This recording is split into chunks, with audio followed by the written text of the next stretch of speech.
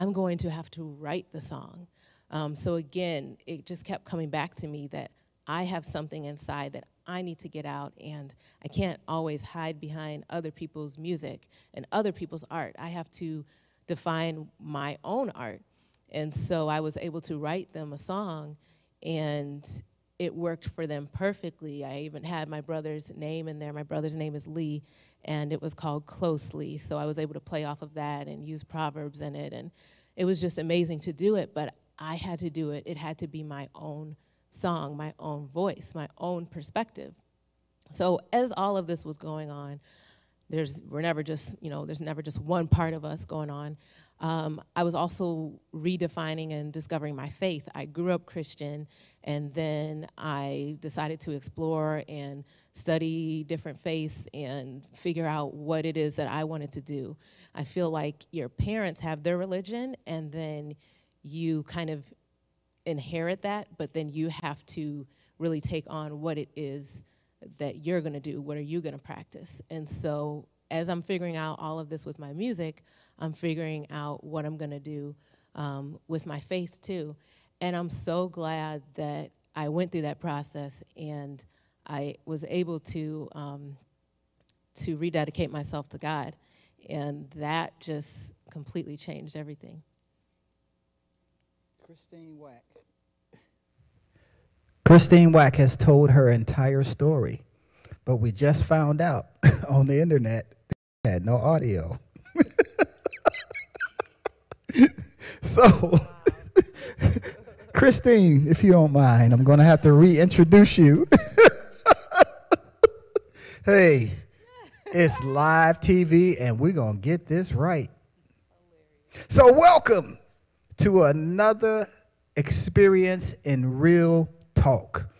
What is Real Talk? Real Talk is about real people with real stories about real life.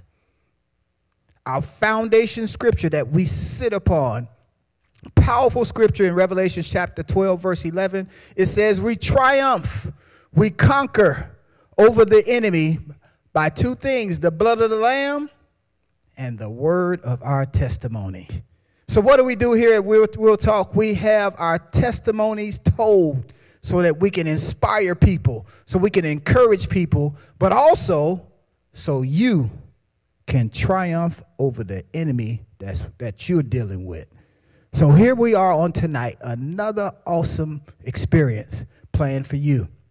We had some great and amazing people that have gone before us over the last 4 weeks, great stories that have touched our hearts and even ministered to us. We have another night that is the same, because I have two amazing ladies. They're millennials, and I love me some millennials because they're always excited and always ready to go and do whatever they got to do. I thank God for millennials. So I got two people that are coming and being able to share their story. And so the first voice that you're going to hear, listen to the voice of Christine Wack.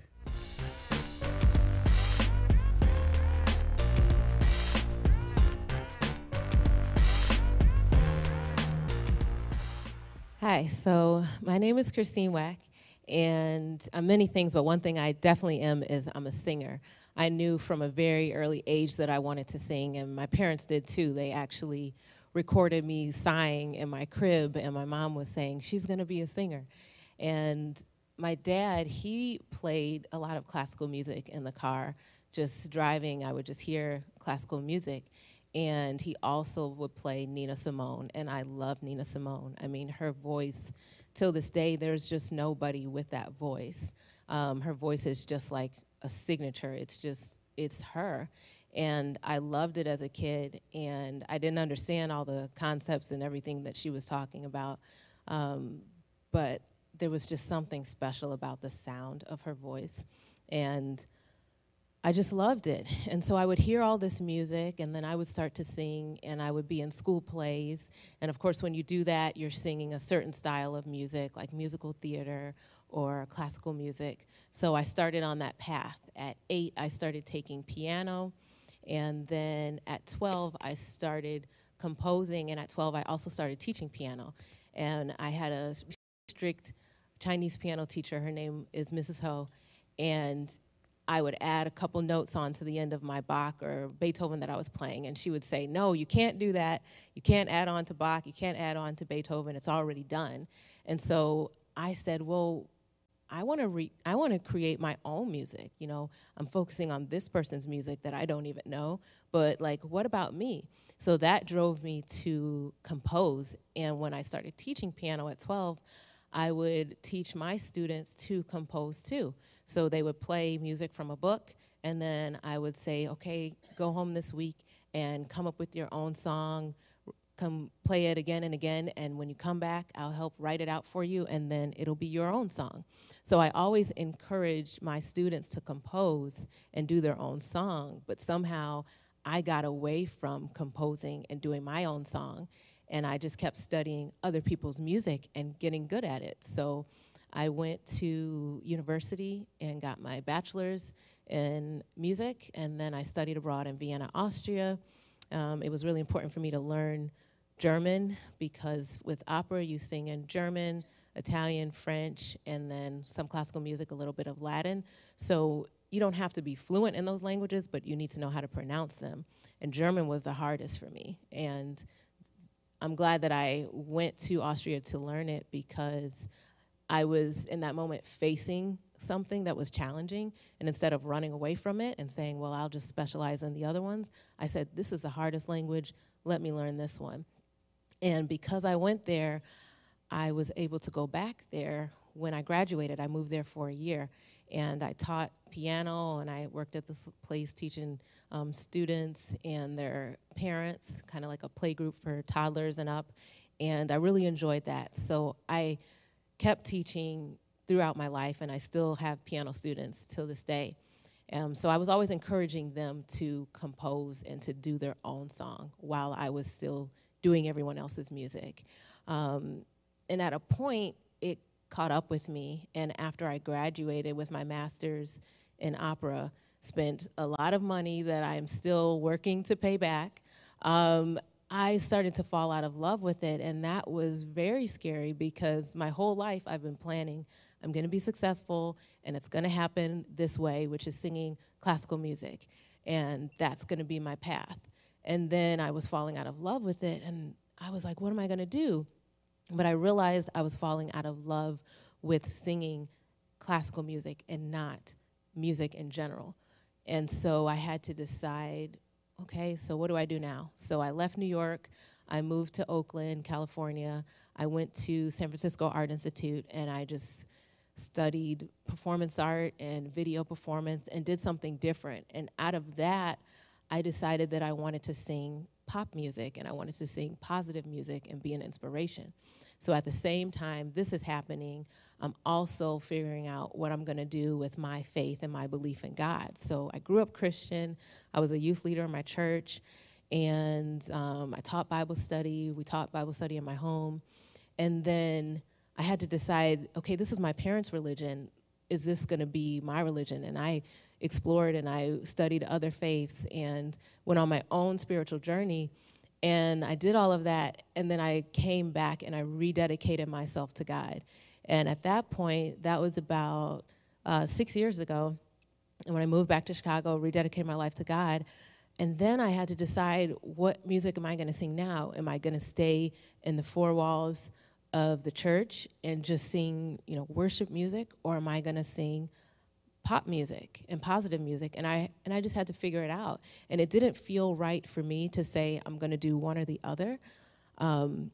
Apostle Santos said something about be light, salt, and yeast of the earth and not of the church, because so many times we keep our gifts in the four walls and we don't go out to where the people who need it the most are. So I had to decide I wanted to go out and be sent and reach people. And it's amazing because I've been able to sing positive music that's not screaming about God or Jesus in these secular settings, and people come up to me who are like, I felt really blessed by your voice, or, you know, people come up to me crying. And I just think that's so beautiful, and I'm so grateful that God has gifted me to share my voice with people who are of different religions, because that's the goal, to be able to reach people no matter what they look like, how they pray, or if they pray at all, but to be able to reach them with God in a way that they can understand. They can understand kindness, you know, they can understand patience, they can understand these things, these fruits of the Spirit. So I'm very grateful that I was able to do that. And now I'm working to be successful singing positive music, and it is challenging. I was just talking about, I have so many unfinished songs, and it's like you start them. For me, I start them, and then for one reason or another, this wasn't right, and I kind of have gotten in my own way of putting my music out there. And it's real easy to say, you know, it's just money. Like, if I had more money, I could pay for the studio time, and I wouldn't be in, you know, someone's bootleg basement studio, or, you know, doing something on the free and, you know, whatever. But it really isn't just that. It's a mindset. I've been working on getting my finances together. Like I said, I have a lot of student loans. Grad school is not cheap. And so this year I've taken different people's financial courses, and I've been able to eliminate a lot of debt and be better about my money. So I'm like, yay, I've eliminated all this debt, but why was I in all that debt in the first place? Like, why am I paying off all this stuff? Like, I need to live in a way that is financially responsible. So one of the classes that I was taking, the leader of it said, most people don't have a money problem, they have a money management problem. And I'm like, that's right. I haven't been managing my money the best. And so I've been taking my lunch to work and just doing some other things. So when I think about all my unfinished music, it's not just the money, although that's part of it. It's really valuing it and seeing it as, and myself as worth it and as worth the investment. And a lot of times, if you get in your own way or you only half do something, then you can rest on, well, it didn't blow up because I didn't put up my all into it, or it didn't work out because, you know, this person wouldn't let me back into the studio, you know, for the discount. Like, no, it didn't work out because I didn't invest in it. And so now I have to fully invest in it, and then if it sinks, it sinks. If it floats, it floats, you know, and that's the vulnerable part that I have to take on, and just really taking on that responsibility in every area of my life. I'm responsible for it, you know? So during this time, I've had so many things that haven't worked, but I also have had a lot of things that have worked. I have a show coming up. I have so many opportunities. I'm meeting more musicians. I'm getting out there. And I'm just really grateful that I stuck with it, because I knew my voice was my instrument. My voice is my purpose, but I just was thinking it was only going to be this way. And if it was only going to be that way, it wasn't going to work for me. It just wasn't sustainable to sing other people's music. I have to sing my own music, and that's what I taught my students. And now I'm finally taking my own advice and singing my own songs. So I'm really grateful for that. I have a lot more to do. Please follow my journey. And I'm just excited for what's to come and all the people that I'm gonna meet and touch while I'm doing this. So thanks for listening.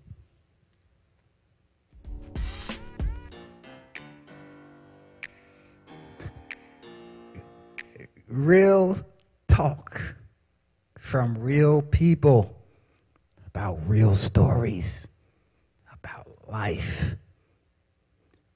Amazingly talented young lady Christine Wack is. But can you imagine, as she spoke of the struggle?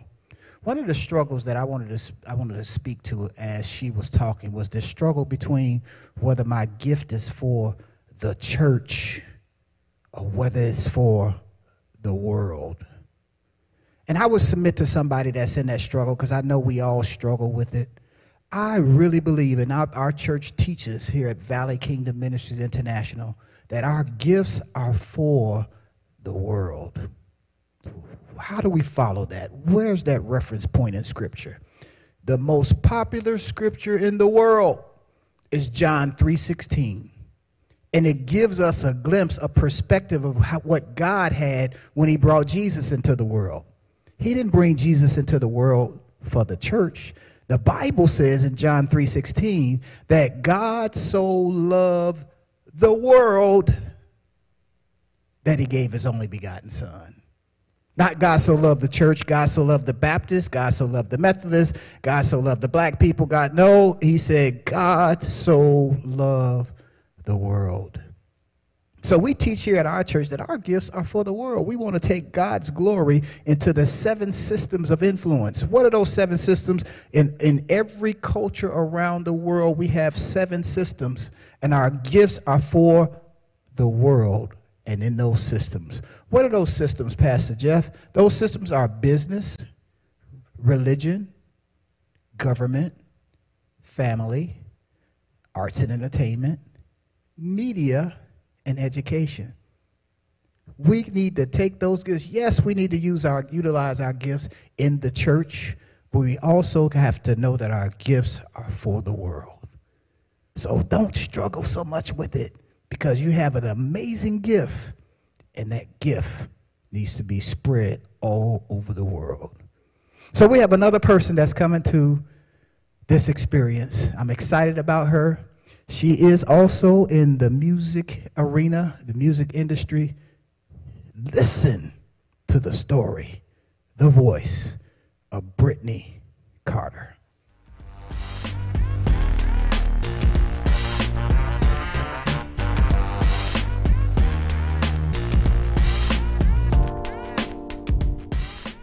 Hello. My name is Brittany Carter, and I'm an artist from the South Side of Chicago.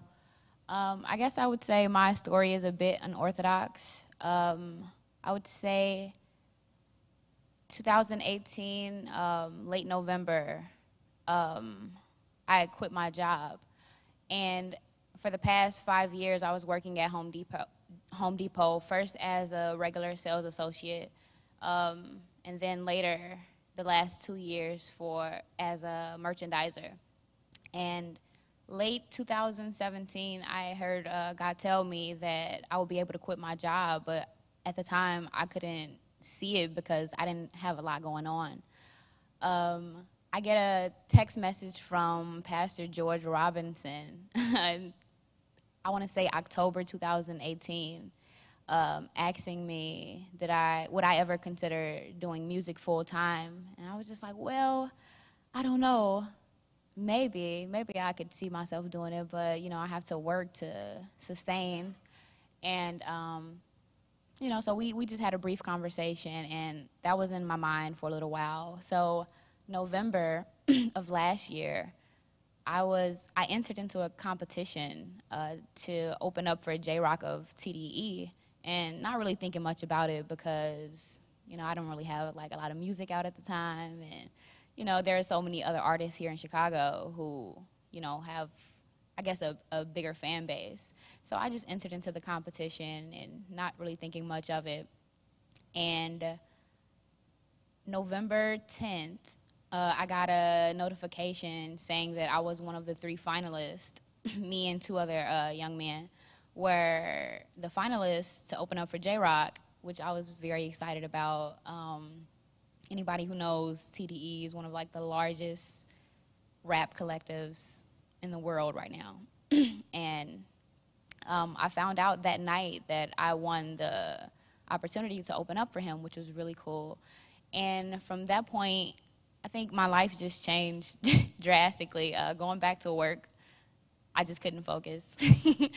I'm just like, yo, I can't do this anymore. And so I put in my 2 weeks. I prayed about it. I fasted about it. I was really nervous. I'm just like, I don't know if I can do this. I don't really have any income or any money saved up. But I put my 2 weeks in, and that was it. So since November of 2018, I haven't worked, and I've been able to sustain myself with just performances.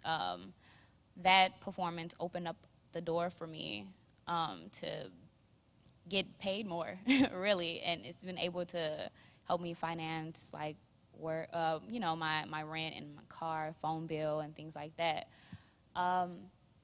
Also, I've only been doing music for, I want to say, not even 5 years.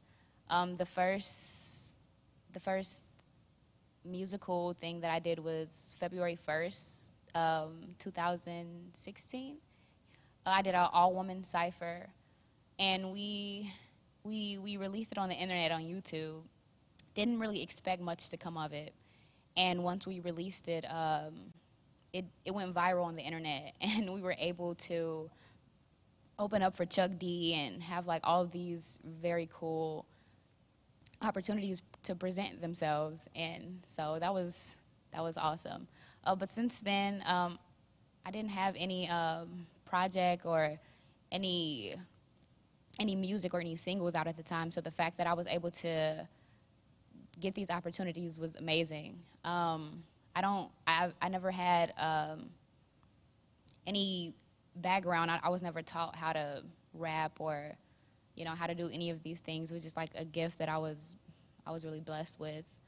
So since I have quit my job, I've released videos online, just freestyling or just things that I've written, and from that I've been able to work with artists who are well established, and it's just been amazing. It's been amazing, and so I think that the reason that things have been happening for me so fast is because that God is just really using me, and that's the reason why like so many great things have been coming. Like I was able to get on Apple Music on Q-Tip's Beats One radio on Apple Music, about to work with Moonchild and Reason from TDE, and so I really believe that because I was obedient and quit my job, that these things were happening for me. And so it's just been very cool. I've been feeling very blessed. It's just funny to think about because I didn't really plan on doing this full time. Pretty much a hermit. I like to stay at home, read. So the fact that, you know, I'm able, or just when I get on stage, it's a totally different thing, totally different environment for me. And I'm just grateful. I don't have a long story. Things are just starting out for me, and I'm just very excited, very humbled. And thank you.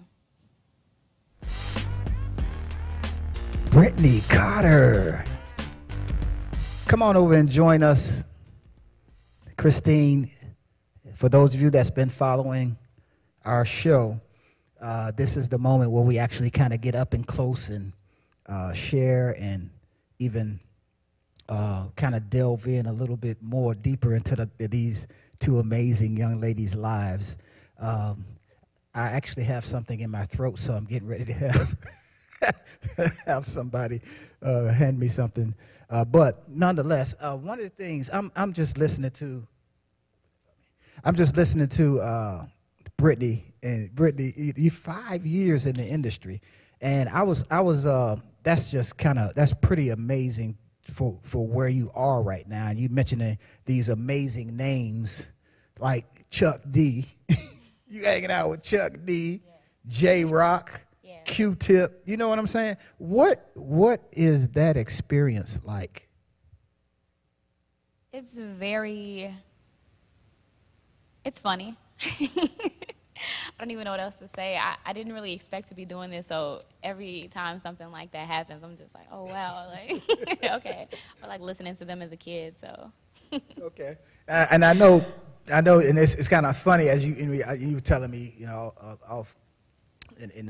prior to the show about how you were a hermit and all that good stuff. But I'm gonna tell you something that I'm not surprised about. You did a very good job talking today. Thank you. So, Christine, and I know, oh man, your resume is just incredible. I want to just kind of talk about, and then I'm gonna come back to you with it too. So I need you to get kind of your head wrapped around it as well. One of the artists that I really love that right now, the beautiful voice, and you mentioned an artist earlier, man. You mentioned Nina Simone, right? Yeah. Mm-hmm. Incredible voice. One of my favorite voices of those times, Rochelle Farrell, you know, people like that, these great voices.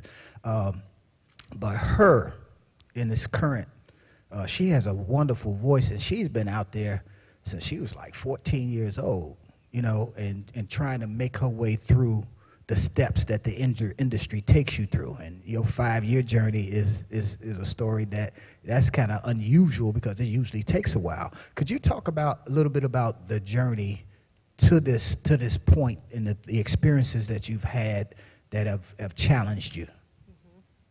I think one of the challenges is just being a woman in a male-dominated industry. And, I've been singing for a while, but classical music, in a way, does not prepare you for pop music, So a lot of it is like starting over. And so, trying to navigate this, there's no clear book. So you're going to, you meet somebody and you're trusting them, and then you're recording something in a studio. So there's a lot of discernment. And so that's been something, and sometimes you're right, and then sometimes you're wrong. So that's been one of the challenges, is just like this balance of taking other people's advice and figuring it out on your own and creating your own way and being a pioneer. And so, I just would say just navigating it. And a lot of people will say like, oh yeah, we can do this, or just certain things, just being able to see through some of the smoke. So really just getting that discernment together. And then just another challenge is just getting over your own fears of not being enough or not having it perfect. That's been a big challenge for me, is just to just get it out there even if it's not perfect. And I had a show where there was a bunch happening in the background that wasn't perfect, like with the rehearsals or with this or that. But at the show, people didn't see that. They just saw a really great show because I committed to doing the best and having it together and making sure everything was 100 on my end. So if somebody else was coming to it with 70, my 100 was going to balance it out. So it was still going to be a great performance. And so really taking the responsibility for all that you can and just having this attitude that the show must go on, and don't wear all the things that didn't go wrong on your face. Just like move forward and be like, yep, it was supposed to go like that. Yeah, and I'm sure that's a tough thing, not wearing it on your face. And then being able to trust other people with what they're supposed to be good at, right? Mm-hmm. That was difficult, I'm sure. Yeah, because there's an area where you're not proficient on everything, so you're trusting the engineer to be a great engineer, and for the producer to be a great producer, and you're trusting all these things, and you can't pull the weight of everybody. So sometimes you just have to call it or say, you know what, I thought it was going to work out, but you can't make the rehearsal, it's not, or you just have to figure it out. So. Yeah. So, Brittany, around the same type of question, where the challenges that you had to face as you had your journey through to the music experience. I would say a challenge for me is probably the writing portion, because I don't really write to appease anyone. I know a lot of women rappers now is kind of different. They're just a lot different, and so I just try to. Different in what way? Just as far as the message, they choose to portray and character-wise and things like that. I think people sometimes create a gimmick to get attention instead of just making the art. And so for me, the part is, I don't know, just writing what I want to write and not worrying about if it's going to be good enough, or well, I don't know if they'll play this on the radio because it doesn't sound like this, or. So that's probably the thing for me that's been most challenging. Okay, well, it doesn't sound like that, but it still sounds good. So without naming artists, because I'm not going to do it, but I'm kind of I'm not going to do it. But I know that challenge is there because the popular stuff and the stuff that kids want to hear, the people who are buying the music, is that raunchy, that music, right? And you what you're basically saying is you want to display your truth, and let that truth be enough. How hard is that? It's getting easier now. I think when I first started out, it was a little bit difficult because, like I said, I haven't been doing it long. So I wasn't doing music, like anything related to music. Like I wasn't doing, like reciting poetry. I wasn't doing anything. So, so all of it was like very new. I don't know. Now I'm at a point where like, okay, well, I can like rap better than you. So, you know, kind of have like a bit more confidence now. But at first, it was just kind of like, okay, I don't know. I don't know if this is going to be good. And so, Tell us a little bit about, I think this is your most recent single is Paper Crowns, right? Mm-hmm. Tell us a little bit about that song and what the message that you're trying to convey in that writing. that song was just, it was a small, like, kind of like intro to who I am. Just basically saying that, like, I'm kind of like breaking out and just kind of like not compromising, really. That's what the song was really about. And so it's just something short, like to get people's attention and, you know, to let them know I'm dropping something. So. Okay. Let's hear a little bit. Let's hear a little bit. Give us a little bit of Paper Crowns. I don't know if I can rap that one. You don't know if you can? No, I don't think so. You mean legally or something? Because you can't do I it. don't know the lyrics, yeah. The lyrics? Yeah. Oh, you can't? I don't believe so. You really don't believe so? I don't believe so. Okay, I trust you. Yes. How about rapping something that you can? Okay, Just want them to hear the gift. would I be able to grab something from that I performed like recently from my? Sure you can. Okay, thank you. And come back and see us now. Don't run. I will. So Christine, so I have been to see you on several occasions. I know you got something coming up, but I wanted them to also hear your sound. And by the way, I'm saying hear your sound, but I'm thinking in the back of my mind that Christine has several different sounds, and I think that's the uniqueness of your gift, and in being able to do that. Because let me say this to you about me. And this surprises everybody. Yes, I'm Pastor Jeff, but my favorite music comes from the 80s, and that's South Rock. So I like the Phil Collins of the world, the Stings of the world, and the writing that they do in their lyrics. So R&B is cool, but I was a 80s soft rock guy because I was into lyrics. So lyrically, also, I love what you do lyrically. So give us something, just a little bit of. Let's hear the gift. Thrown, pushed, pulled by you, gave up everything I had to do, found out the same thing happened to you. Words thrown back at me, gotta find my place to be. Didn't know where to put my heart till I let it be.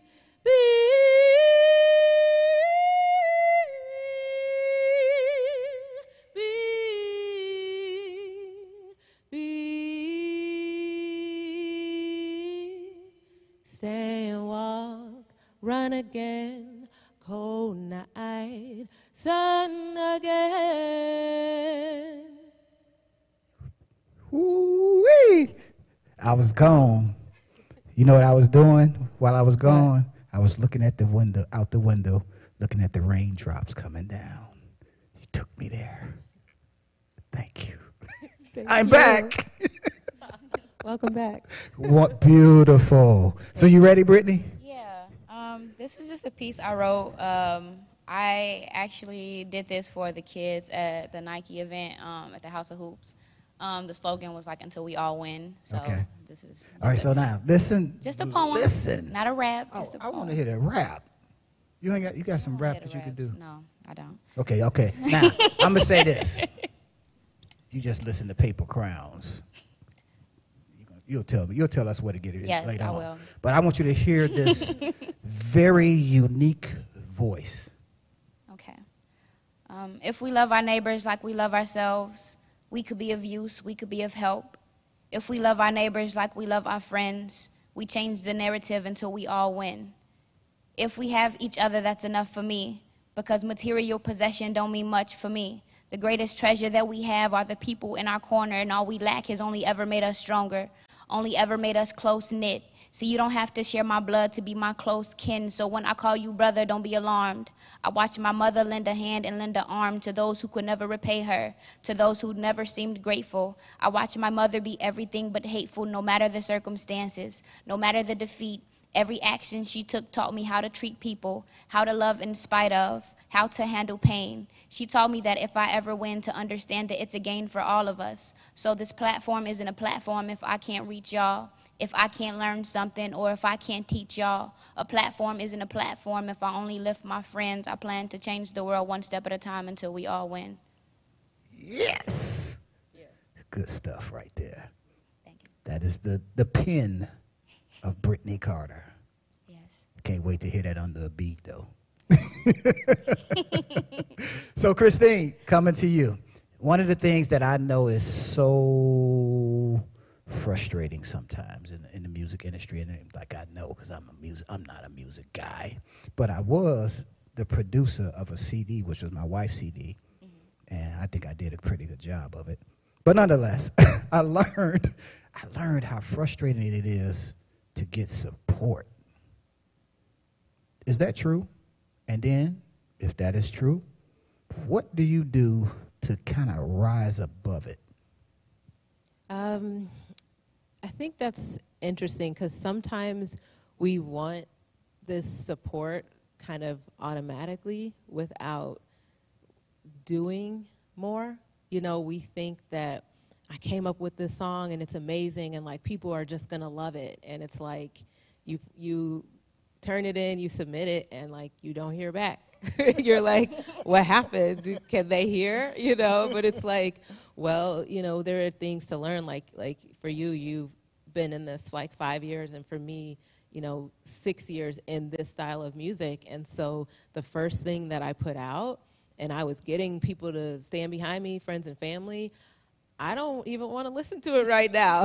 Like, I listen to it and I'm just like, wow, that was not that good, you know? So I think sometimes we just want all this support, but we really just want this acceptance, and we want people to just be like, yes, like, you are valuable, and we think that if they like what we put out, then they're saying that, and if they don't, they don't. But like one of my uncles heard a song that I did, and he was like, well, where's the rest of it? Like, you're just saying the same thing over and over, and like, where's the rest of it? But I was so excited, like, here, I did this thing, you know? So I think sometimes we want this support and we want this reaction, but we have to be honest with ourselves and put more work into it. And so, like, going to writing camps and going to beat camps and learning the craft and figuring this out, because, you know, there's levels to it, and you have to be relevant. You know, it's like if you have a message, but you're taking 3 hours to get to it, like,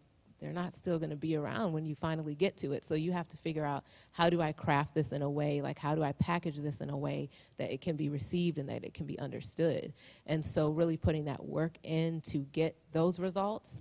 And then I feel like you can get the support. I mean, hopefully you'll always have the support of your friends and family, but hopefully they'll also tell you the truth and be like, you know what, this is repetitive, or like, you can do better here.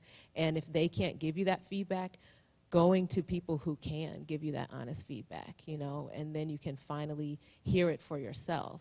Something that I do a lot is I kind of separate myself from what's happening in pop music, and I just want to do my own thing. But if I do that, then completely, then I'm going to create something that's not relevant, and then I'm out here speaking a foreign language, and I'm like, why can't they understand me? So it's good to have your uniqueness, but also be able to balance and have it still be presented in a way that's relevant and that's translating to other people. Wow, that's great wisdom, because it puts the accountability back on you.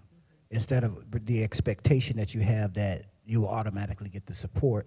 But no, I want to keep putting the work in so that the support comes. And when it comes, it's genuine. So I love that. What do you think about that question and the area of support and the frustrating, or, you know, whatever you think about it? I've been blessed with like a very supportive support system. My family is like really into music. I didn't tell them originally, like when I first started doing it. it was just something I kept to myself. I'm like, well, they'll figure out eventually. So when they seen like the first video that I did like online, they were like, wait, what? You know, so the support hasn't been like too hard because I think I would throw people off just from my demeanor. I'm starting to realize that now. Like a lot of people wouldn't even. Like, no. Yeah, like when I opened up for J-Rock, they thought I was gonna sing, and like I was like, oh, she's about to sing, and I was just like, So I think my demeanor throws people off, and so like when they see like me actually perform, they're just like, oh, okay, like maybe I can rock with this. It's good that you recognize that you throw people off because, you Yeah. know, I see you have your glasses on. You're like, shit, what is she getting ready to do? You know what I mean? Then this voice comes out. One of the things, and I'm glad you shared that, because one of the things I say to people in whatever you're trying to do, I say make sure that the first thing that you do is let your family hear it or let your family read it or whatever so you can get your disappointments out of the way. So that's what I usually say. But it's good that you didn't get that. Yeah. But to some degree, you may have gotten it, and I get it all the time. But nonetheless, I just keep charging forward. So one thing I always do as we prepare to close the show, but before I do, I just still want to ask another question. For both of you all, in this music industry, what do you see that's happening now in the industry? Because I think it's changed a bit, and let me share why I think it's changed. There was a time, I think, when rap, and you know, you had the gangster rap and all this kind of thing, which there was a point when I actually enjoyed it. But I was saying the effect that it had on the community was a negative one. But I also felt like as you look at it, the world from a bigger perspective, that it opened the door for morality to come back. And I think morality is coming back in music. What are your thoughts on that? And I'll let you answer it first, Christine. Yeah, I think some people are going back to using their art as a form of activism, which isn't new, you know, which makes me think back to like 60s and 70s. A lot of artists were doing that. You know, Marvin Gaye, Nina Simone, a bunch were doing that. So I think now, you know, it's kind of popular to be conscious and to care about other people, and it's not so much about let me see how flashy I can be. But some people are still in that mindset, you know, of like how much stuff can I acquire and how can I show that off. But it is becoming more popular, just like it's becoming more popular to be healthy. You know, it's becoming more popular to do these things. So then some people are going forward and doing it, and then you could see, are people genuine? Are they trying to lead me somewhere else? Are they pushing a different agenda? Because that's there too. It's just like, you can't just say, oh, well, the prophet said this. It's like, okay, well, who's the prophet listening to? Is that Miss Cleo, the prophet, or is that someone else, the prophet? Like, you know, so where are you listening to? You can't just say, I'm positive and I'm, you know, this. It's like, well, what are you talking about here? So I think that's something that we, too, have to be discerning, not just follow the next person that says that they're positive, because it's like, well, where are you trying to take people? And it's like when you have a platform to actually take someone somewhere. So it's like, what is your message? But yeah, I think a lot of people are becoming more aware and using their art as activism. I think that is something I'm glad that it is becoming more popular. I just think we still have to be discerning about it. Me too. What about you, Brittany? What was the question again? It was about the fact that back in, of course, it wasn't too long ago where gangster rap was really, really hot and popular. And of course, it affected our communities in a negative way. And I felt like at some point, and I think that point is now, that morality is coming back in music. Inspiration and encouraging lyrics are now out there. And I think that's kind of changing music currently. What do you think about that? I don't really know if I think it's changing music currently, because I think because I listen to so much, like so many different like things and genres. I mean, the state of, just music, and I don't want to say just hip hop, but just music in general, it just seems gimmicky to me. Like, I'm just going to do this for attention, and then, like, from there, my sales, you know, will rise. Or so that's just how it seems right now to me. But there are like artists who are like conscious artists and who like are making like good music and like trying to make the music better, you know, than they're trying to leave it better than what, you know, how it is right now. Okay. So. Okay. And let me say this, and as you were talking, I was thinking about the question I'm asking, and then I'm saying, because before Nipsey Hussle died, I didn't even know who he was. Mm-hmm. I had no clue. But then to start reading, he's the lead story on CNN. The mayor announces his death in L.A. I'm like, this guy had some serious influence. Mm-hmm. But then I probably listened to 2 of his songs. There is inspiration and encouragement in it. And that was a time when that wasn't embraced. Corny. Yeah. So that's why, that's the statement, that's why the question or the thought came up for me, that things are beginning to change a little bit so that type of music is acceptable now. Mm-hmm. So as we prepare to close, I always ask this final question for those who might be on our Facebook page that's viewing us via Facebook Live, those that maybe have joined us by our website, www.vkmi.org, or even for our YouTube viewers. Those of you who are out there, you may be in the music industry, or you may be doing some other things, and you may be challenged in some kind of way. Talk to somebody and encourage them for where they are right now, and encourage them just to keep going in your own way.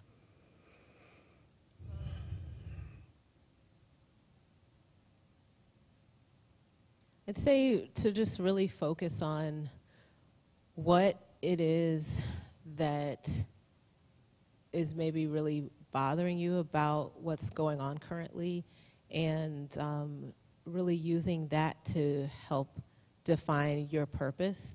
I was listening to a story about a woman who was on the police force, and she was noticing that so many of her colleagues were committing suicide. And I think the other year, a woman committed suicide in her uniform at the job, in her car in the parking lot. And what she realized is they're not getting the help they need. And so she started an organization to bring in counselors for the police, and to try to make it mandatory that they see the counselors. But she noticed a problem, and then she was able to say, it would be great if someone was doing this. Well, no one's doing this, so I can do this. So to really look around you and see what those things are that are bothersome to you, and how you personally can do something to change that, and be encouraged. If this is an issue and no one else is solving it, that means you can. And that's how people make a difference. That's how people stay in business and get paid, is by being a solution. So don't be discouraged by the problems. See them as challenges that you can figure out how to overcome, and that you can be a part of that solution. And that can be tied to your purpose, and then you can be successful, and you can really change people. Love it, love it. Solutionists. Go ahead, Brittany. I just have 2 things, and that's it. Very short things. I guess the first one would be to not give up. I think it's probably like the easiest thing to do, because I thought about just hanging it all up. I'm like, I can't do this anymore. This is ridiculous. But I realized that, like, if I had done that, then I wouldn't be like blessed with these opportunities that I have like right now. So it would have just been all for nothing. Like, I just wasted all my time, all my money in studio time for nothing at all. But the more important one, I would just probably say, you know, keep God first, and your relationship with Him, you know, top priority. Because if that's not together, everything else falls apart. So, yeah. Great, great advice. I want to thank you both for being on Real Talk, and thank you for the Real Talk. And I want to just share for those of you who are out there in whatever area, whatever industry you're in, Christine shared with me a video where Jay-Z was being interviewed, and one of the statements that he said, and I'm talking about, I want to talk to the weirdos out there, the misfits, the ones that don't fit in. He asked the proverbial question, do you just want to be a trend or do you want to be forever? Stay in your truth, the truth of who you are. That way you don't become a trend, because trends end. You need to be forever. Thank you for joining Real Talk.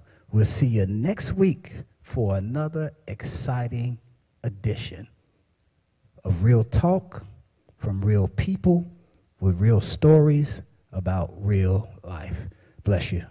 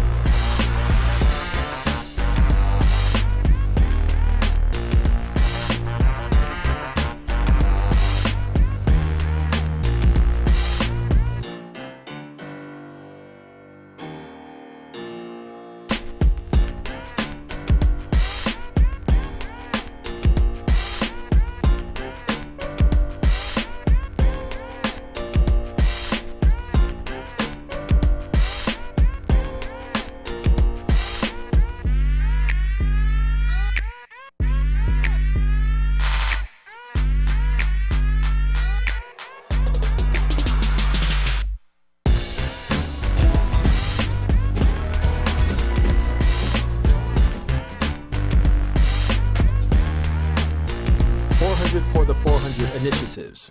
The Valley will be sowing seeds, meeting the needs from March through August. If you would like to be a blessing and participate, you can bring the following items to worship.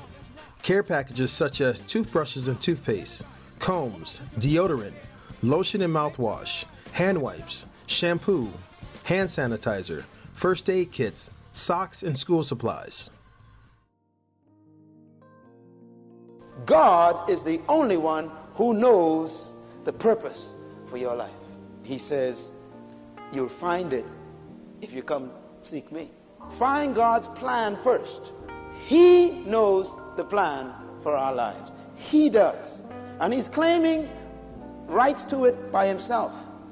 He has the copyrights for your life. Digging Deep, Living a Life on Purpose. For the next 3 weeks, join us for general session teachings on family. HBO, Home Bible Outreach. Sign up for a home near you. Call 708-331-3511 for locations. Real Talk on Purpose in the Temple. This session will be live streamed. General family sessions will be in the Tabernacle and cover wholeness, worth, wellness, and wealth. Noonday Bible study will be on Tuesdays on the administration side. Financial Peace University will be on Saturdays from 10 a.m. to 11:30 a.m. on the administration side. Financial peace. We all want it. For a while, I didn't have it. 20 years ago, I hit rock bottom. I lost just about everything. I turned to God for help, and I learned how to handle money His way. As you can imagine, it worked. That's why I started Financial Peace University. Because God's ways work. Whether you're in over your head or you're doing okay right now, if you bring home $10,000 or $10 million, if you're 21 or 61, we all need a plan.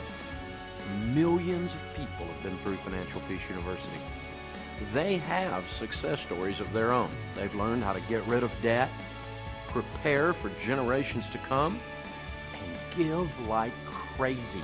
Your success story, your financial peace is up to you. Now is your time. It's time to take control of your money. It's time to get ready for what God has for you. It's time for financial peace. Join us for a movie outing featuring Breakthrough. This is our town.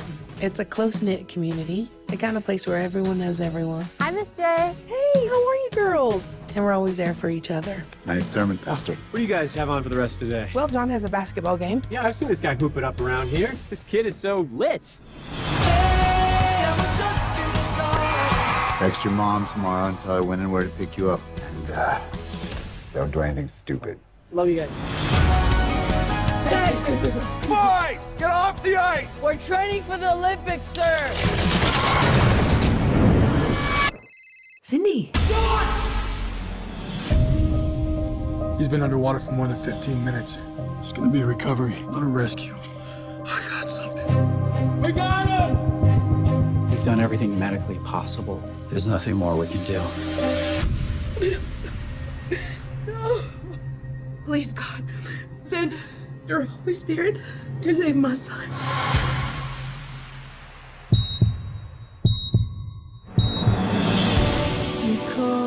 A 14-year-old St. Charles boy who spent 15 minutes trapped underwater is continuing to fight for his life.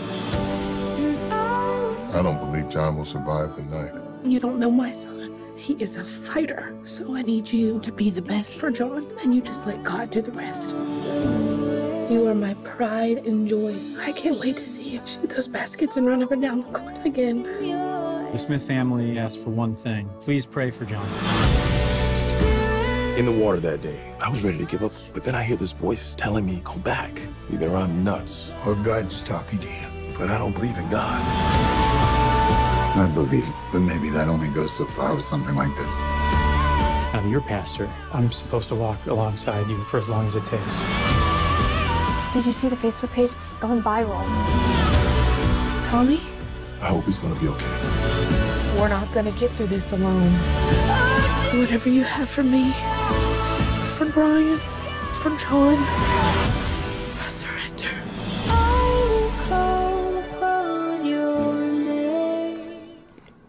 On Good Friday, April 19th, 7 p.m. at the Imagine Theater, located at 19965 South LaGrange Road in Frankfort, Illinois.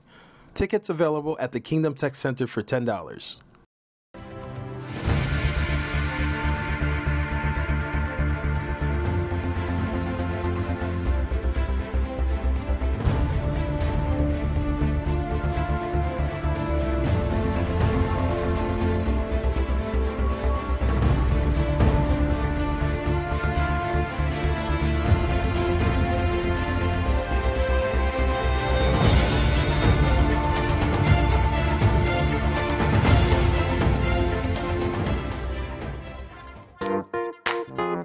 The men's ministry is inviting you out for their annual Bowling with the Brothers. Saturday, April 27th, 4 p.m. to 7 p.m. at Linwood Bowl, which is located at 2581 Glenwood, Lansing Road in Linwood, Illinois. Cost is $20 per person. You must sign up in advance if you plan to participate. More information located in the lobby.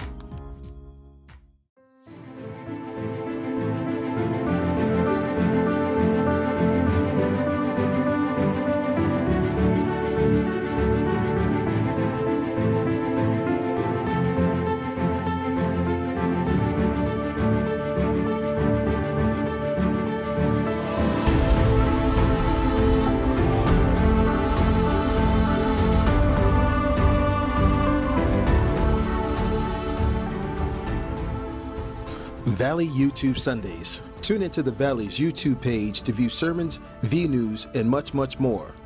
If you are not a Valley YouTube subscriber, please sign up and get more of the Valley experience.